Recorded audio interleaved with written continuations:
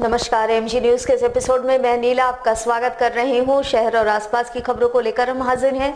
शुरू करेंगे प्रमुख खबरों से। दुनिया के टॉप रैंकिंग मैनेजमेंट शिक्षण संस्थानों में शुमार एक्सेलआरआई के सेकंड ईयर के छात्र शाश्वत दीक्षित की मौत ने डाला प्रशासन तथा एक्सेलआरआई प्रबंधन को सख्ते में। फॉरेंसिक टीम के साथ स्पेशल फोर्स करेगी जांच। बिना हेलमेट वाहन चलाने वालों से अब सख्ती से निपटेगी पुलिस। शहर में लगे सीसीटीवी कैमरे में कैद होगी हेलमेट नहीं पहनने वाले तथा ट्रैफिक नियम तोड़ने वालों की तस्वीर। सीधे उनके घर भेजा जाएगा चालान।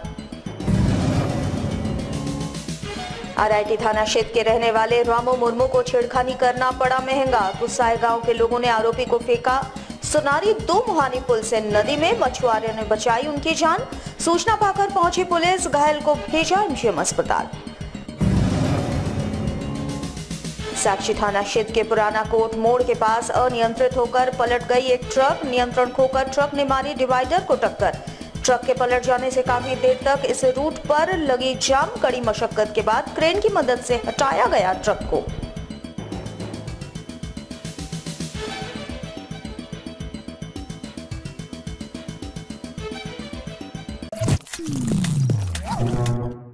अब खबरें विस्तार से।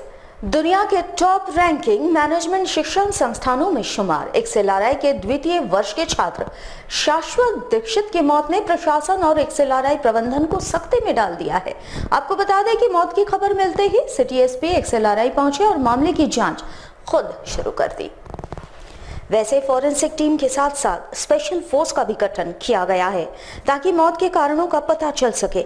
आपको बता दें कि इंस्टीट्यूट प्रबंधन का कहना है कि गिरने से मौत हो गई है, लेकिन कहीं ना कहीं मामला संदिग्ध है, जिस कारण सिटी एसपी खुद मामले की मॉनिटरिंग कर रहे हैं। उधर मृतक के परिजन मुंबई में रहते हैं। सभी लोग मुंबई से जमशेदपुर के लिए रवाना हो चुके हैं। परिवार के लोगों के आने के बाद पोस्टमार्टम की जाएगी और उसके बाद ही ये साफ हो पाएगा कि वाकई मौत का कारण क्या है।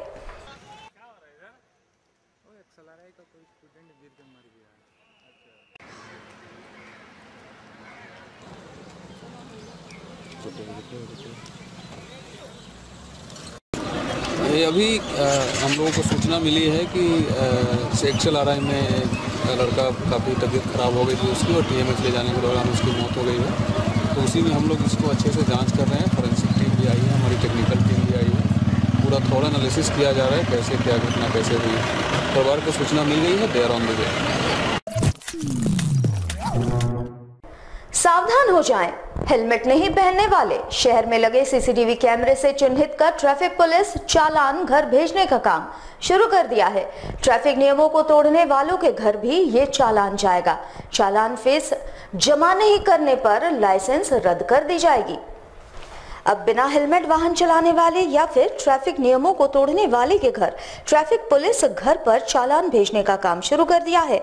ये काम शहर में लगे सीसीटीवी कैमरे से चिन्हित कर उन ट्रैफिक नियमों को तोड़ने वाले के घर भेजा जा रहा है। हालांकि इस पहल को राज्य के मुख्यमंत्री रघुवर दास ने शुरू करवाया था, जिनकी सराहना शहरवासी और शहर के छात्र कर रहे हैं। सिटी एसपी की माने तो पिछले वर्ष 2018 में हर माह 35 लाख रुपए फाइन वसूला जा चुका है। पूरे शहर में 170 सीसीटीवी कैमरे लगे हैं। उन कैमरों से चिन्हित कर ट्रैफिक नियमों को तोड़ने वाले और बिना हेलमेट शहर में बाइक चलाने वालों के घर चालान भेजने का काम शुरू कर दिया गया है। उन्होंने ये भी कहा कि फाइन जमा नहीं करने वालों का लाइसेंस भी रद्द कर दिया जाएगा। मारपीट हो रहा है, कैमरा निकालते हेलमेट कल आप भी गए थे क्या? कहाँ? ग्रामीण क्षेत्र में जो नहीं, अपना क्षेत्र से अभी नहीं रहता है। बहुत फायदा होता है, बहुत जन का जान बचता है। अभी अभी हम सुने कि काफी एक आदमी हेलमेट पहना था तो उसके कारण मैंने कि गाड़ी चढ़ गया सर पे, मगर वो बच गया हेलमेट के कारण।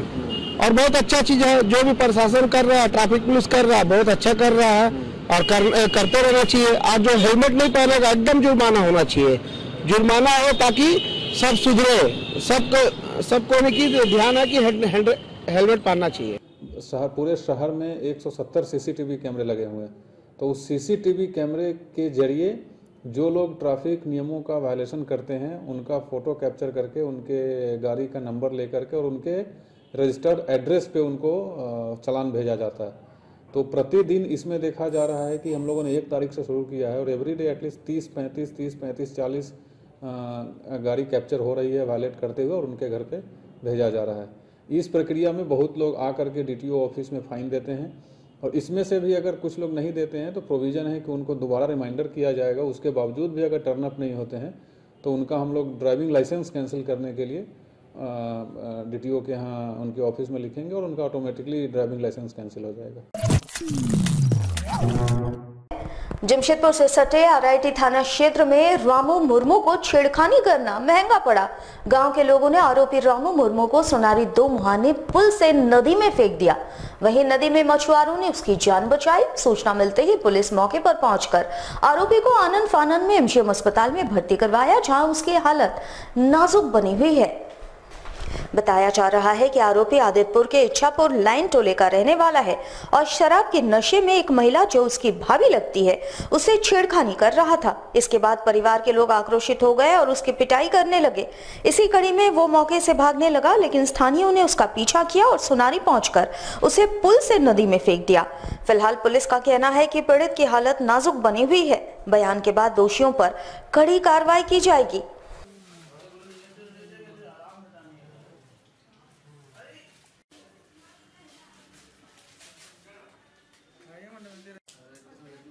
मिला कि एक है जो कि कोई पुल पर से किसी को फेंक दिया है या कूद गया है, स्पष्ट नहीं हो रहा है। वो है जो कि एम्बुलेंस के द्वारा है जो कि चलाया है MGM हॉस्पिटल। MGM हॉस्पिटल इस सूचना को सत्यापन करने के लिए हम थाना कपाली से MGM आए हैं। जख्मी को देख रहे हैं, जख्मी बोलने लायक स्थिति में नहीं है। उस पीरियड में लड़खड़ाते हुए कुछ नाम, अपना नाम रामू मुर्मू बता रहा है, पिताजी का नाम रोरू मुर्मू बता रहा है और पता उता के बारे में बता रहे थे। इच्छापुर लाइन टोला RIT में साइड पड़ता है, पूछकर बता रहा है। इसमें फेंकने वाला के नाम भी दे रहा है कि हमको 2 आदमी फेंका है, रजत टुडू और दुखू टुडू। अभी कहाँ तक सत्य है इसका सत्यापन किया जा रहा है। हाँ, बोल रहा है कि भाभी के छेड़ने में, भाभी को हम छेड़ रहे थे उसके कारण कुछ है, स्पष्ट नहीं हो रहा है, लेकिन इतना शब्द बोल रहा है। इसमें जांच का विषय है, जांच कर रहे हैं हम लोग, पता लगा रहा है स्पष्ट कहाँ क्या है, कहाँ चोट लगा हुआ है। मैडम आती लोग, सिस्टर लोग देख रहा है, कोई दवा पड़ रहा है और आगे की कार्रवाई होगा और आगे विशेष में। जमशेदपुर के साक्षी थाना क्षेत्र के पुराना कोट मोड़ के पास एक ट्रक अनियंत्रित होकर पलट गई। ट्रक डिवाइडर से टकराई, जिस कारण से यह हादसा हुआ। घटना शुक्रवार सुबह की है। बीच सड़क पर ट्रक के पलटने से काफी देर तक यहां सड़क जाम की स्थिति बनी रही। बताया जाता है कि चालक शराब के नशे में ट्रक चला रहा था और ट्रक अचानक अनियंत्रित होकर मुख्य सड़क से डिवाइडर पर जा चढ़ा। वैसे भीड़ भाड़ वाले इस इलाके में एक बड़ा हादसा होते होते टल गया।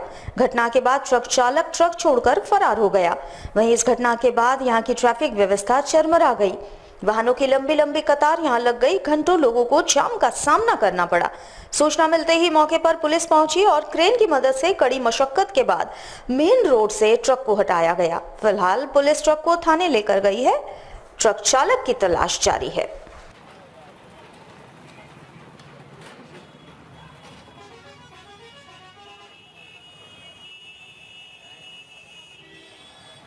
द्वारा सूचना मिला कि एक डंपर नियंत्रण खो गया था, जो रेलिंग पर चढ़ गया था और चढ़ जाने के बाद में ड्राइवर छोड़ के भाग गया। उसको गाड़ी ट्रेन से खींच के हम लोग साक्षी थाना लेके गए।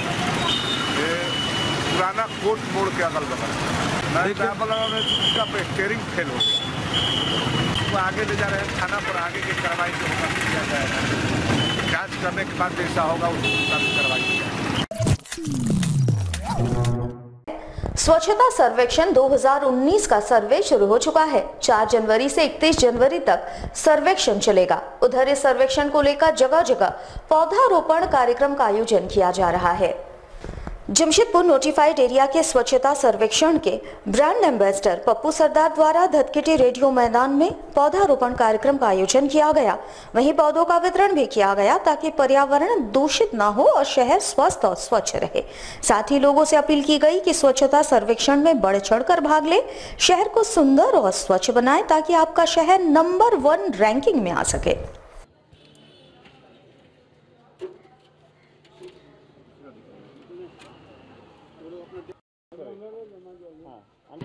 यहाँ धतकड़ी में पेड़ लगाए हैं रेडियो मैदान के पास में, और छायानगर में पेड़ लगाने हैं, और 2-4 जगह पेड़ लगाने हैं।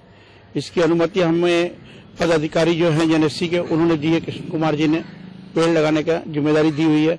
और पेड़ लगाना शहर में बहुत ही जरूरी है। आप देख रहे होंगे टावर की वजह से पशु पंछी तो कम हो गए, कम से कम जो बचे खुचे पशु पंछी है वो पेड़ों पर बैठेंगे, छांव रहेगी पेड़ों की, तो एक खुशहाली रहती है पेड़ लगाने से भी। और बाकी कुछ शहर के लोगों की भी जिम्मेदारी है कि पेड़ों की देख रेख करें, उन्हें हिफाजत से रखें, उन्हें किसी तरह का कोई नुकसान ना पहुंचाए। खबरों में वक्त तो चला है एक छोटे से ब्रेक का, बने रहिए AMG न्यूज के साथ।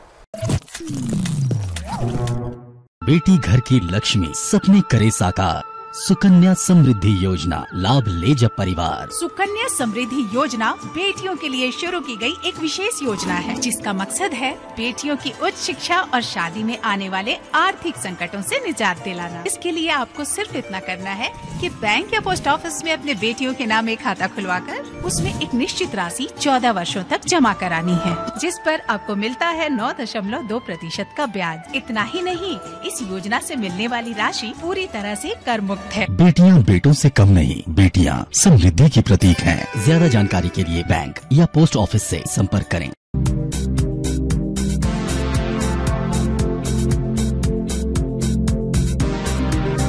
सामाजिक सुरक्षा का हुआ विस्तार। प्रधानमंत्री सुरक्षा बीमा, प्रधानमंत्री जीवन ज्योति और अटल पेंशन योजनाएं लेकर आई सरकार। प्रधानमंत्री सुरक्षा बीमा योजना में 12 रुपए के वार्षिक प्रीमियम पर पाएं 2 लाख का दुर्घटना बीमा। 18 से 70 वर्ष तक के आयु वर्गों के लोगों को मिलेगा इसका लाभ। वहीं 330 रुपए की वार्षिक प्रीमियम पर जीवन ज्योति योजना का लाभ उठाएं। इस योजना में भी होगा 2 लाख का बीमा। 18 से 50 वर्ष तक के आयु वर्गों के लोग बीमा कराएं। अटल पेंशन योजना में है खास बात, जब आप होंगे 60 साल के तो निर्धारित जमा राशि में से मिलने लगेगी पेंशन। उम्र की सीमा है 18 से 40 वर्ष तक।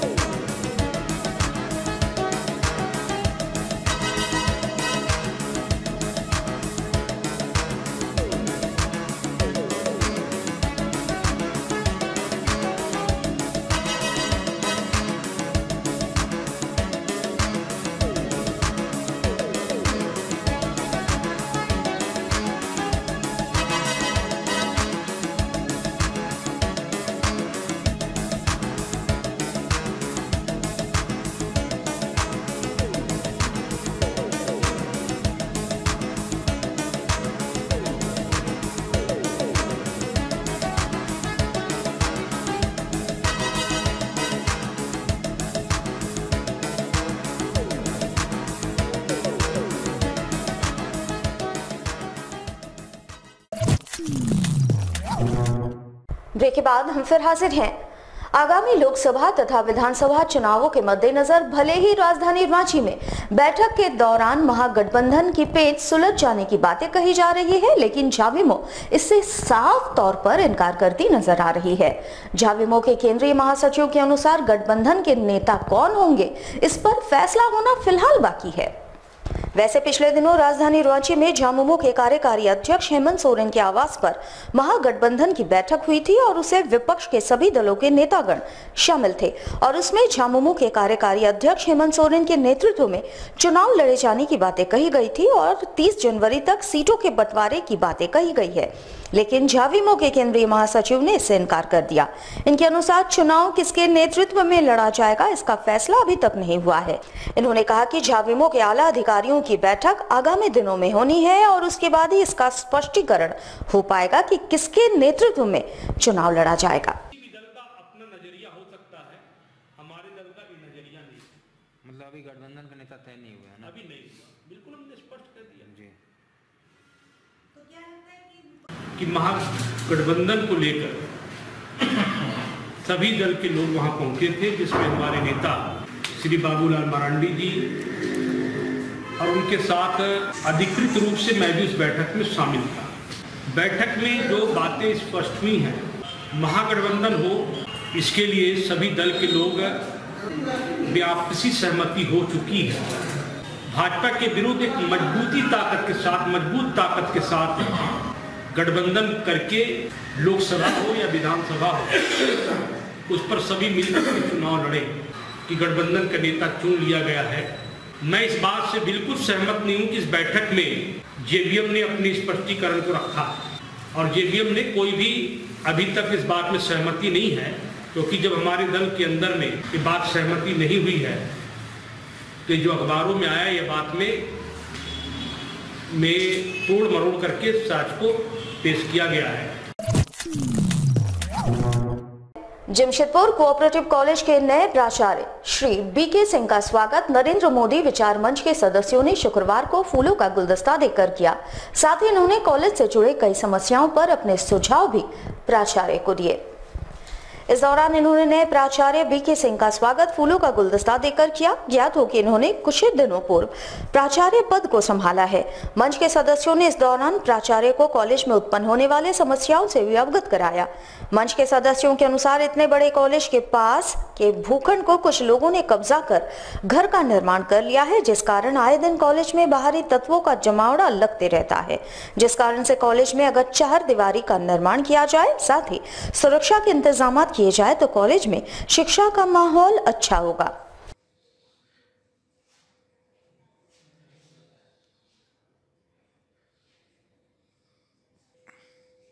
सौभाग्य की बात है कि कोऑपरेटिव कॉलेज में परमानेंट रूप से डॉक्टर बीके सिंह का प्रचार के लिए चयन किया गया है। इसको हम लोग हार्दिक अभिनंदन करते हैं और उनको बहुत बहुत बधाई देते हैं।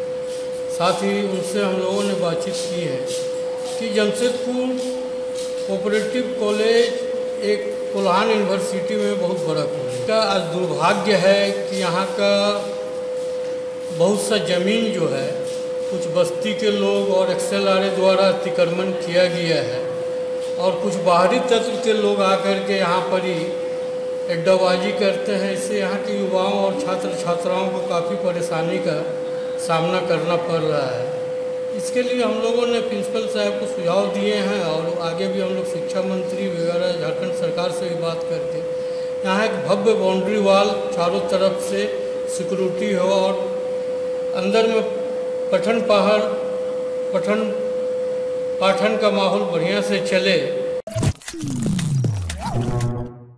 जमशेदपुर के बर्मा माइंस इलाके में पिछले दिनों हुए सांप्रदायिक तनाव के मामले में उच्च स्तरीय जांच तथा शहर में गुप्त रूप से रह रहे बांग्लादेशियों तथा रोहिंग्याओं पर कार्रवाई करते हुए उन्हें चिन्हित कर देश से निकाले जाने की मांग हिंदू एकता मंच ने जिले के उपायुक्त से की है।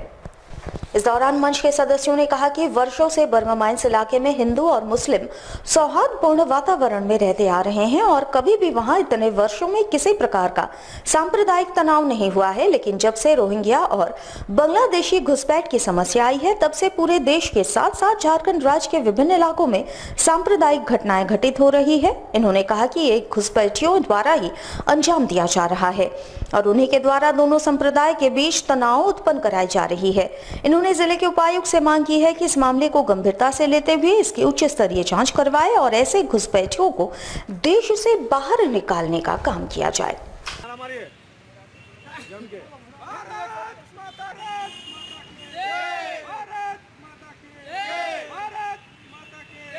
बर्मा माइंस में जिस तरह से हिंदू और मुस्लिमों के बीच में एक सांप्रदायिक सौहार्द बिगाड़ने का प्रयास हुआ, वहाँ से लोगों को पलायन करना पड़ा। और जब ये जांच का एक विषय है, कारण कि यदि शहर में सांप्रदायिक माहौल बिगड़ रहा है तो इसके पीछे घुसपैठिए बांग्लादेशी हैं, रोहिंग्या मुसलमानों की उपस्थिति है और ये इस केवल शहर के लिए नहीं पूरे राज्य के लिए, पूरे देश के लिए खतरा बन रहा है। आज हिंदू एकता मंच ये मांग करने आई है अपने डीसी साहब से कि वैसे लोगों को चिन्हित कर त्वरित कार्रवाई की जाए और उन्हें तत्काल गिरफ्तार किया जाए और देश से बाहर निकाला जाए, क्योंकि ये राज्य के, इस शहर के सांप्रदायिक माहौल के लिए एक बहुत बड़ा खतरा है और इस शहर के विभिन्न क्षेत्रों में ऐसे घुसपैठिए व्यापार के नाम पर घुसते हैं, चोरी छिनतई जैसे अवैध कामों में लिप्त होते हैं और इसका परिणाम होता है कि कालांतर में इसे हिंदू और मुस्लिम का नाम दिया जाता है और सांप्रदायिक सौहार्द बिगड़ता है। खबरों में वक्त तो चला है एक छोटे से ब्रेक का, बने रहिए AMG न्यूज के साथ। मेरी पढ़ाई और शादी की चिंता छोड़ो, क्योंकि हमारी पढ़ाई और शादी की फिक्र रघुवर सरकार की कई योजनाओं ने दूर कर दी है। और अब रही तुम्हारी बात, कुछ पता है सरकार ने किसानों के लिए क्या किया है? क्या किया है सरकार ने? सरकार ने फसल बीमा योजना शुरू की है। फसल बीमा योजना? हाँ, फसल बीमा योजना। इसमें रबी की फसल पर मात्र 1.5%, खरीफ पर 2%, बागवानी पर 5% और तिलहन पर 1.5% तक की प्रीमियम दो और बाकी की राशि राज्य व केंद्र सरकार देगी। और हाँ, एक बात ध्यान रखें, यह सभी किसानों के लिए है, चाहे वो बटाई पर खेती करता हो या उनका खुद का खेती का कारोबार हो। हम करेंगे खेती, लाभ लेंगे फसल बीमा का। जब सरकार है हमारे साथ तो फिर क्या कष्ट जिंदगी का। अरे गौरी जल्दी करो। आई बाबा आई। पापा। बेटा ठीक से रहना। हाँ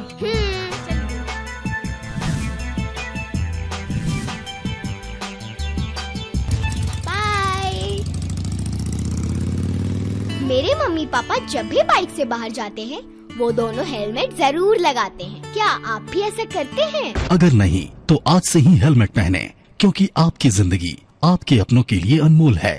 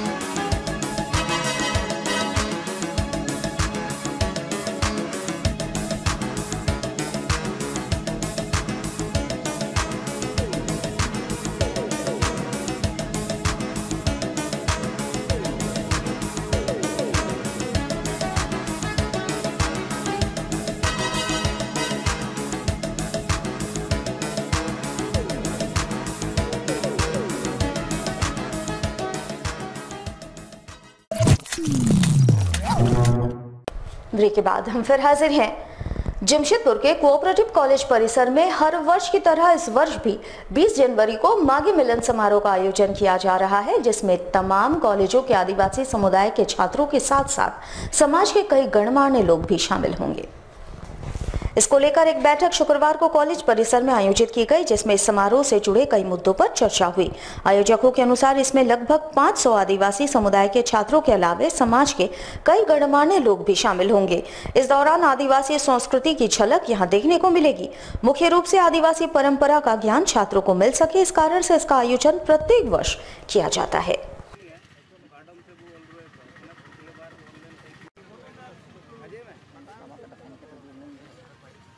आज हम लोग यहाँ आने वाले 20 जनवरी को जो कॉलेज माघी मिलन समारोह एक ही दिन का होगा, 1 डे प्रोग्राम है। यहीं पर जमशेदपुर कोऑपरेटिव कॉलेज मैदान में साल होता है, इसका 6वां साल है।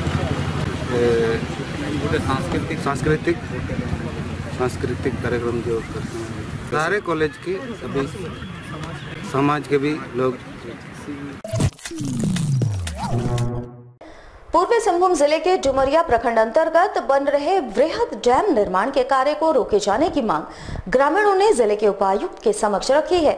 झामुमो जिला कमेटी के नेतृत्व में ग्रामीणों ने इस मांग को लेकर जिले के उपायुक्त से मुलाकात की।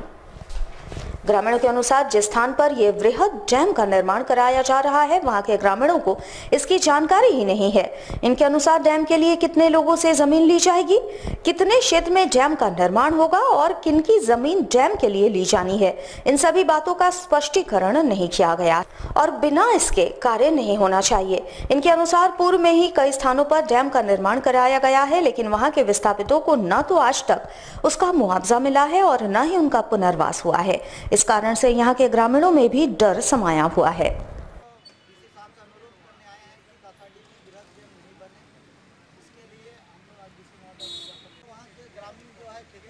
मुरिया प्रखंड अंतर्गत धोलाबेड़ा में जो बिरत डैम का निर्माण हो रहा है, वहाँ ना कि ग्रामीण को पता है, ना ग्राम सभा को पता है, ना जिसका खेत जारी है उनको पता है। इसीलिए वहाँ के ग्रामीण भयभीत में है और इसलिए हम लोग डीसी महोदय से मांग करने आए हैं कि वहाँ पर डैम का निर्माण नहीं होना चाहिए, क्योंकि जिसका ज़मीन है उनको थोड़ा भी जानकारी नहीं है क्या बन रहा है, कितना में बनेगा, किसकी किसकी ज़मीन जाएगी, इस पर किसी तरह का वहाँ पर चिन्हित नहीं किया गया। इसीलिए ग्रामीण लोग भयभीत है। क्या कि हम लोग देखते हुए आए हैं चांडिल का, मेथन का, बांसजोर का जितना भी विस्थापित आज तक उसको पुनर्वास नहीं हुआ है, आज तक उनको पैसा नहीं मिला गया है।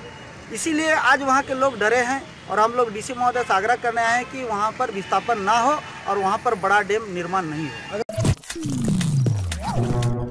खबरों में वक्त तो चला है एक छोटे से ब्रेक का, बने रहिए AMG न्यूज के साथ।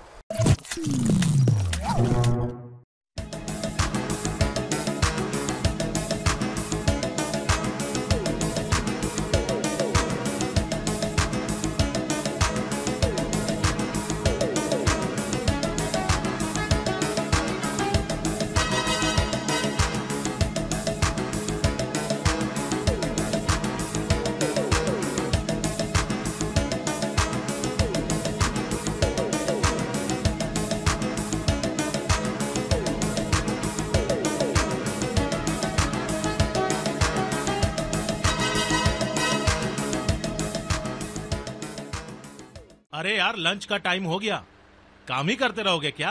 यार एक बात बताऊं, अभी अभी एक SMS आया है जिसमें मुझे 1 लाख रुपए का इनाम मिला है। तुम्हें शायद मालूम नहीं, आजकल हर दूसरे आदमी के पास ऐसे SMS या फोन कॉल्स आ रहे हैं जिसमें पैसों का लालच देकर उनसे उनका ATM पिन नंबर और ATM कार्ड नंबर मांगा जा रहा है। कहीं तुमसे भी ATM का पिन नंबर और ATM का कार्ड नंबर तो नहीं मांगा? मांगा है ना यार। भूल के भी मत भेजना, वरना सारे पैसे तुम्हारे अकाउंट से मिनटों में उड़ा लिए जाएंगे। ऐसा? अगर आपसे भी कोई टेलीफोन, SMS या ईमेल द्वारा आपका अकाउंट नंबर, आपके ATM का पिन नंबर या ईमेल एड्रेस वगैरह किसी तरह की कोई भी जानकारी मांगे तो उसे बिल्कुल न दें, वरना आप भी ठगे जा सकते हैं। मुख्यमंत्री रघुवर दास की अनूठी पहल का दिखेगा असर।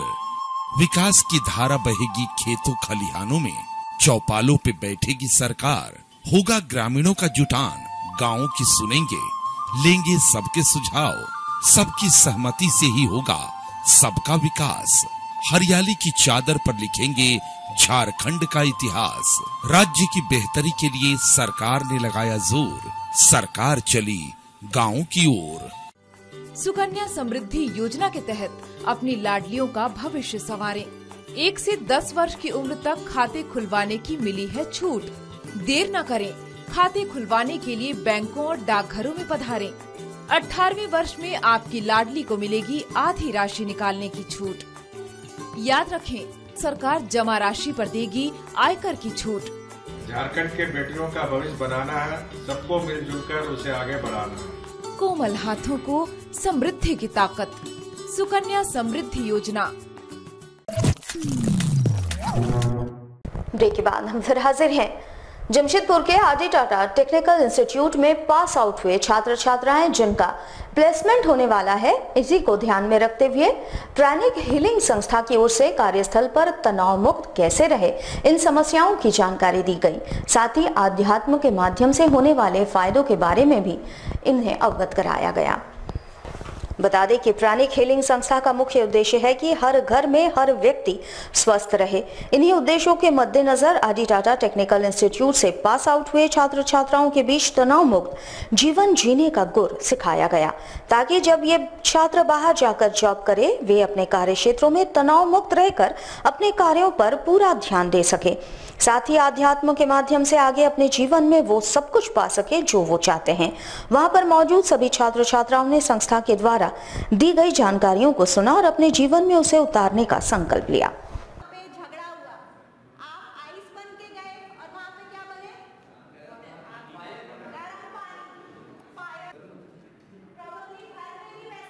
ये बच्चे करीब इनका एज ग्रुप 17 से 22 है। ये बच्चे जून के महीने में ये इंस्टीट्यूट छोड़ के अपने अपने काम पे जाने वाले हैं। इनका प्लेसमेंट चल रहा है। इनका इश्यूज मेजरली सेल्फ रिस्पेक्ट है, एम्बिशन नहीं है इनकी लाइफ में, एडिक्शन का इश्यूज है। So through pranic healing we are trying to introduce them to the world of energy. इनको एनर्जी करके कुछ चीज़ है, ऊर्जा के थ्रू कैसे आप अपने एडिक्शंस को छोड़ सकते हैं, मेडिटेशन के थ्रू आप कैसे पढ़ाई और कंसंट्रेशन को हैंडल कर सकते हैं, स्ट्रेस को हैंडल कर सकते हैं जॉब्स में। जमशेदपुर के काशीडी मैदान में मानव कल्याण के उद्देश्य से 7 दिवसीय भागवत सप्ताह ज्ञान यज्ञ का आयोजन किया जा रहा है। शुक्रवार को इसकी शुरुआत कलश यात्रा से की गई। पहली बार इसका आयोजन इस मैदान में किया जा रहा है। कलश यात्रा में 301 महिलाओं ने हिस्सा लिया। यज्ञ स्थल से ये महिलाएं मानगो नदी तट पर पहुंची और कलश में जल बोझ कर वापस पैदल यात्रा करते हुए पूजन स्थल तक पहुंची। आयोजकों के अनुसार मानव और जन कल्याण के लिए इस अनुष्ठान का आयोजन किया जा रहा है। वृंदावन से आए कथावाचकों द्वारा यहाँ श्रीमद् भागवत कथा का प्रचार प्रसार किया जाएगा।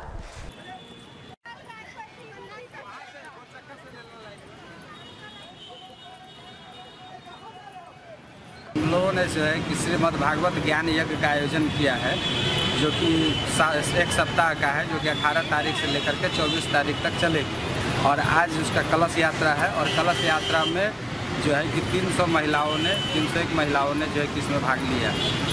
जन कल्याण के लिए ही किया गया है कि जन कल्याण इस तरह से जो है कि पाप बढ़ रहा है और कलयुग में सबसे ज़्यादा जो है कि पाप की बढ़ोतरी होती है, इसलिए जो है कि हम लोगों ने श्रीमद् भागवत ज्ञान यज्ञ का आयोजन किया है, जो कि इसके कथाव्यास जो है वो श्रीधाम वृंदावन से आ रहे हैं। हमारे साथ लगातार जुड़े रहने के लिए आप हमें YouTube पर जरूर सब्सक्राइब करें। अगर आपके पास कोई सूचना या समाचार हो या फिर आप हमारे न्यूज चैनल में विज्ञापन देना चाह रहे हो तो हमारे टीवी स्क्रीन पर इस नंबर पर जरूर संपर्क करें। आज के लिए बस इतना ही। कल आपसे फिर मुखातिब होंगे कुछ नई खबरों के साथ। तब तक के लिए MG न्यूज की पूरी टीम को दीजिए इजाजत। नमस्कार।